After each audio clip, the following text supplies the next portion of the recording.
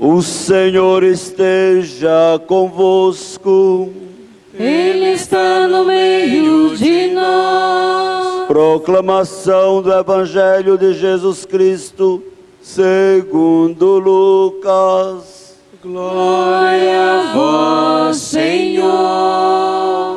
Naquele tempo, estando Jesus na sinagoga, começou a dizer: hoje se cumpriu essa passagem da Escritura que acabastes de ouvir.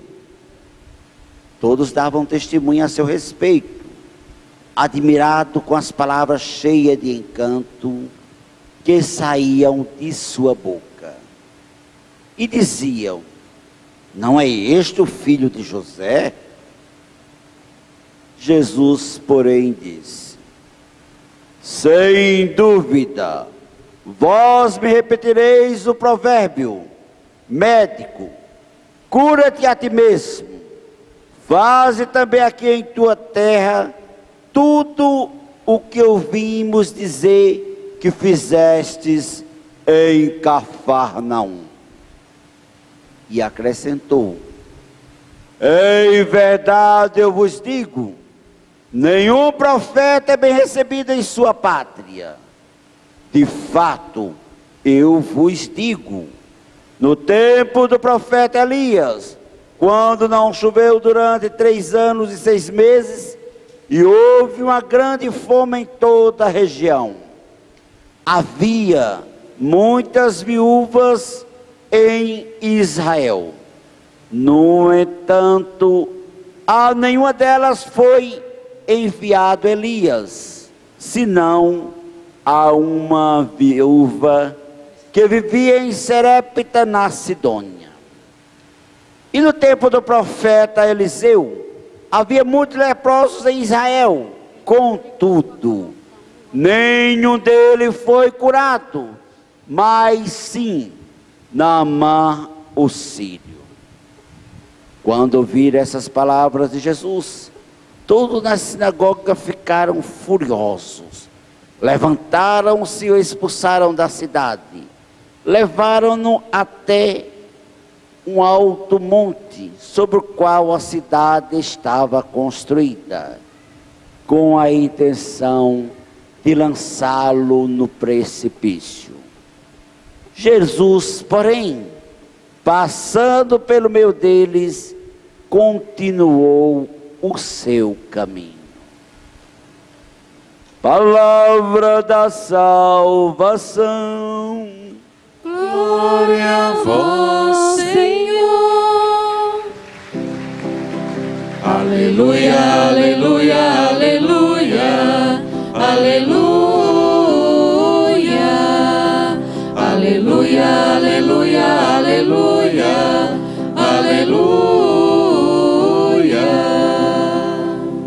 Que as palavras do Santo Evangelho perdoem os nossos pecados. Queridos irmãos, queridas irmãs, nesse tempo comum, acompanhamos Jesus através da sua vida pública. A semana passada, falávamos da importância da palavra de Deus na nossa vida. Hoje, a liturgia nos fala de 2 grandes profetas, da sua dimensão profética: Jesus e o próprio Jeremias.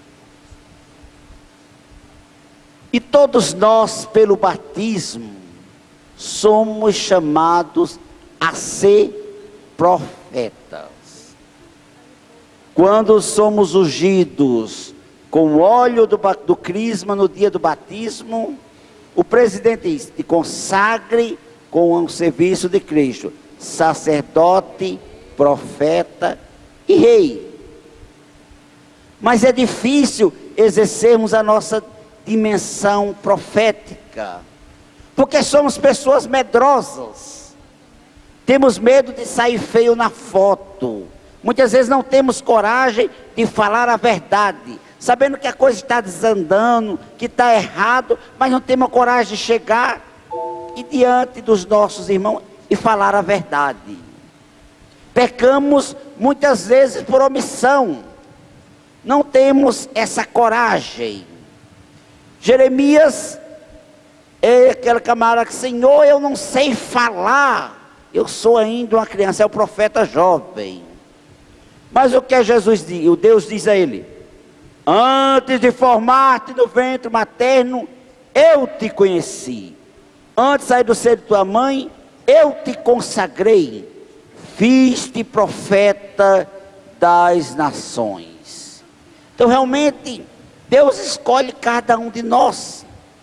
Nós temos a responsabilidade de denunciarmos tudo aquilo que atenta contra a vida. É a nossa dimensão profética que muitas vezes fica esquecida. E Deus, assim como prometeu a Jeremias, Ele diz a cada um de nós: olha, com efeito eu te transformarei em uma cidade fortificada, numa coluna de ferro, num muro de bronze, contra todo o mundo, frente aos reis de Judá e seus príncipes, aos sacerdotes e ao povo da terra. Eles farão guerra contra ti, mas não prevalecerão, porque eu estou contigo para defender-te. Então é Deus que diz, nos garante que estará conosco. Isso não quer dizer que Ele garante que vamos sair ilesos. Se escutamos o relato, a maioria dos profetas foram todos mortos por falar a verdade. Então realmente, o seguimento de Jesus Cristo não é coisa fácil. Às vezes pensamos que é fácil, porque não conhecemos a doutrina. Não conhecemos realmente quem é Jesus Cristo. Muitas vezes fazemos uma simples catequese, mas realmente não fazemos essa intimidade, a experiência com sua pessoa, experimentar na vida cotidiana. Hoje, ele foi à sinagoga, né? Realmente hoje o texto começa dizendo, né? O texto diz o seguinte: hoje se cumpriu essa passagem da Escritura que acabaste de ouvir. Que passagem é essa afinal, não é verdade? Quem não vai à missa ao domingo, perde o fio da meada. O texto foi dito a semana passada. O evangelho de hoje é continuação. Por isso que realmente a nossa vida de católico tem que ser uma vida ativa, efetiva, participante e consciente, como os documentos do concílio nos pedem. Então ele diz, o texto hoje se cumpre, mas que palavra foi essa afinal? Ele, como um bom judeu, ele foi à sinagoga fazer sua oração. E deram a ele o livro do profeta Isaías. E ele leu o texto: o Espírito do Senhor está sobre mim, porque Ele me consagrou com a unção, para anunciar a boa nova aos pobres.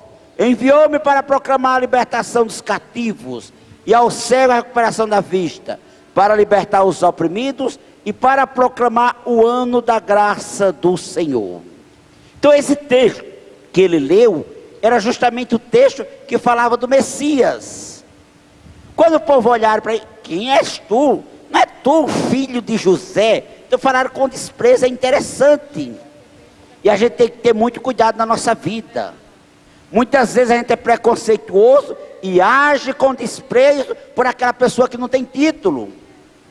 Jesus cresceu com ele, não participou de nenhuma escola rabínica, como era costume da época. Você ia ser acompanhado por um rabino, até quando tivesse instruído, o rabino dizia: você está pronto. Então ele montava uma nova escola.